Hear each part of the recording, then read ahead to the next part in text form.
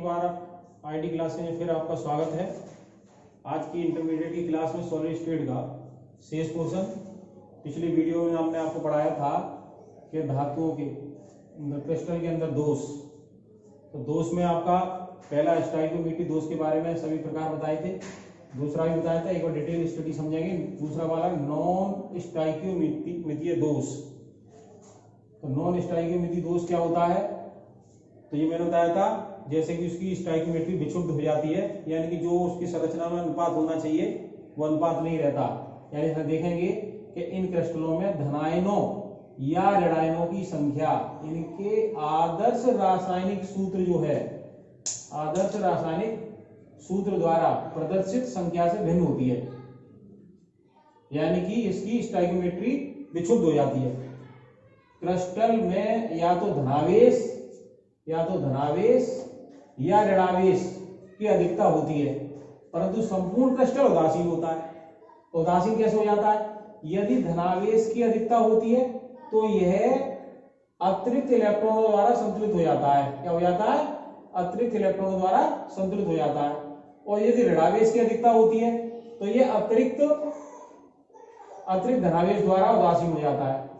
अतः संरचना अनियमित हो जाती है, जिससे यह नॉन स्टाइकोमेट्री दोष उत्पन्न हो जाता है। इस दोष के कारण दो तरह के दोष हो जाते हैं, या तो धातु अधिकता दोष, मेटल एक्सचेंज। कौन सा? मेटल एक्सचेंज, धातु अधिकता, इसको कह सकते हैं मेटल एक्सचेंज। और मेटल डेफिशिएंट्स, धातु न्यूनता। दूसरा क्या होता है? मेटल डेफिशिएंट्स, धातु न्यूनता दोष। तो धातु अधिकता कब होती है? तो ये भी दो प्रकार से होती है। एक ऋणायन के जालक बिंदु से हटने के कारण, यानी एक ऋणायन जालक बिंदु से हट जाता है, जिसके कारण उसमें एक छिद्र उत्पन्न हो जाता है। क्या हो जाता है? छिद्र उत्पन्न हो जाता है।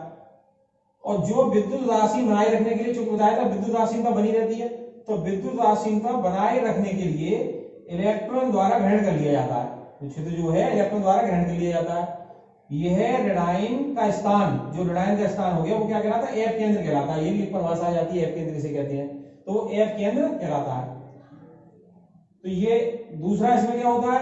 हमारा धनायन है, अतिरिक्त धनायन क्रिस्टल के अंतरकाशी स्थान में पाया जाता है। यानी जो अतिरिक्त धनायन है वो क्रिस्टल के अंतरकाशी स्थान में पाया जाता है। और विद्युत राशिता बनाए रखने के लिए एक इलेक्ट्रॉन भी अंतरकाशी स्थान ग्रहण कर लेता है। तो इस गुण का जो उपयोग करते हैं हम, वो किसमें करते हैं? एन प्रकार के अर्धचालक, सेमीकंडक्टर बताते हैं एन टाइप के, उसमें इस गुण का उपयोग करते हैं। तो ये होता है धातु अधिकता दोष। दूसरा है धातु न्यूनता दोष, मेटल डेफिशिएंट्स।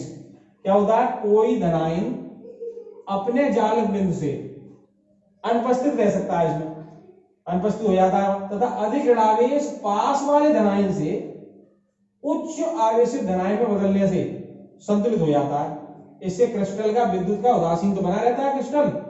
तो इस तरह का जो दोष होता है, जो संक्रमण धातुएं हैं, यानी जो परवर्ती संयोजकता प्रदर्शित करते हैं, उनमें पाया जाता है, जैसे FeO, FeS, NiO, इनके संक्रमण धातु के यौगिकों में ये पाया जाता है। दूसरा प्रकार इसमें, यानी अतिरिक्त ऋणायन जो है आंतरिक स्थिति ग्रहण कर लेता है। जो अतिरिक्त ऋणायन है वो क्या कर लेता है? आंतरिक स्थिति ग्रहण कर लेता है। और यह ऋणावेश निकटवर्ती धातु आयन पर अतिरिक्त आवेश द्वारा संतुलित हो जाता है। यह भी जो संक्रमण धातु है उनके यौगिकों में पाया जाता है। और इसका जो उपयोग करते हैं वो पी प्रकार के अर्धचालक बनाने में करते हैं। तो ये दूसरा जो नॉन स्टाइकोमेट्री दोष आपको बताया था, उसके बारे में पूरा मैंने बताया, कल एक हिंट में दिया था कल की वीडियो में। अब ये दोष, तीसरा दोष मैंने बता दिया था कल। अब आपको एक थोड़ी सी प्रॉपर्टी, मैग्नेटिक प्रॉपर्टी और रह गई है, उस मैग्नेटिक प्रॉपर्टीज के बारे में जल्दी से डिस्कशन कर लेते हैं इसमें। तो एक होता है अनचुंबकीय पदार्थ। क्या होते हैं? अनचुंबकीय पदार्थ। वे पदार्थ जो चुंबकीय क्षेत्र में रखने पर दुर्बल रूप से आकर्षित होते हैं। क्या अनचुंबकीय जो पदार्थ होते हैं वो कौन से होते हैं? जो चुंबकीय क्षेत्र में रखने पर दुर्बल रूप से आकर्षित होते हैं, अनचुंबकीय पदार्थ कहलाते हैं। जैसे O2NO, दूसरा है प्रतिचुंबकीय पदार्थ, डायामैग्नेटिक सब्सटेंस। ये कौन सी होती है? तब समझ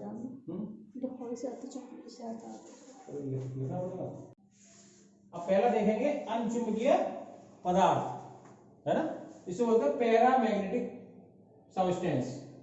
इसमें क्या होता है, ऐसे पदार्थ जिनको अगर चुंबकीय क्षेत्र में रखें तो ये दुर्बल रूप से आकर्षित होते हैं। क्या होते हैं? दुर्बल रूप से आकर्षित होते हैं। तो इसमें क्या होते हैं? अयुग्मित इलेक्ट्रॉन होते हैं। क्या होते हैं? जिनमें जैसे O2, NO, इसमें क्या होगा? अयुग्मित इलेक्ट्रॉन होते हैं। तो अयुग्मित इलेक्ट्रॉन जिसमें होते हैं वो अनचुंबकीय पदार्थ होते हैं जो दुर्बल रूप से चुंबकीय क्षेत्र में आकर्षित होते हैं। दूसरा है प्रतिचुंबकीय पदार्थ, ऐसे पदार्थ जो चुंबकीय क्षेत्र में रखने पर दुर्बल रूप से प्रतिकर्षित होते हैं, यानी इसमें युग्मित इलेक्ट्रॉन होते हैं, पेयर होते हैं। इनके उदाहरण होते हैं, इसके उदाहरण है Zn, N2, PiO2, Cu+। इसमें क्या होंगे? सब क्या होंगे? पेयर होंगे, अयुग्मित इलेक्ट्रॉन नहीं होगा। तो ये दुर्बल रूप से क्या होते हैं? प्रतिकर्षित होते हैं। तो इसे कहते हैं प्रतिचुंबकीय पदार्थ। तीसरा है लोह चुंबकीय पदार्थ। लोह चुंबकीय पदार्थ क्या होते हैं? जो चुंबकीय क्षेत्र में प्रबल रूप से आकर्षित होते हैं। ऐसे पदार्थ को लोह चुंबकीय पदार्थ कहते हैं। जैसे आप कह सकते हो Fe, CO, कोबाल्ट, निकेल, ये लोह चुंबकीय पदार्थ के उदाहरण हैं। ये तो आपके क्या हो गया? अनचुंबकीय पदार्थ, प्रतिचुंबकीय पदार्थ और लोह चुंबकीय पदार्थ। ये फेरोमैग्नेटिक पदार्थ कहलाते हैं। तो ये एंटी फेरोमैग्नेटिक पदार्थ, ऐसे पदार्थ जिनमें अयुग्मित इलेक्ट्रॉन तो होता है परंतु क्या है? इनका चुंबकीय आघूर्ण शून्य हो जाता है, चुंबकीय आघूर्ण शून्य होता है। इसलिए इस ऐसे इनके उदाहरण क्या है? जैसे MgO, यानी अयुग्मित इलेक्ट्रॉन तो है उसमें परंतु क्या है? चुंबकीय आघूर्ण उसका क्या हो जाता है? निरस्त हो जाता है, यानी शून्य हो जाता है। तो ऐसे का उदाहरण है MgO। और एक पदार्थ है वो लोह चुंबकीय पदार्थ से कम इनका चुंबकीय होते हैं, ऐसे पदार्थ कहलाते हैं फेरी चुंबकीय, जैसे Fe3O4।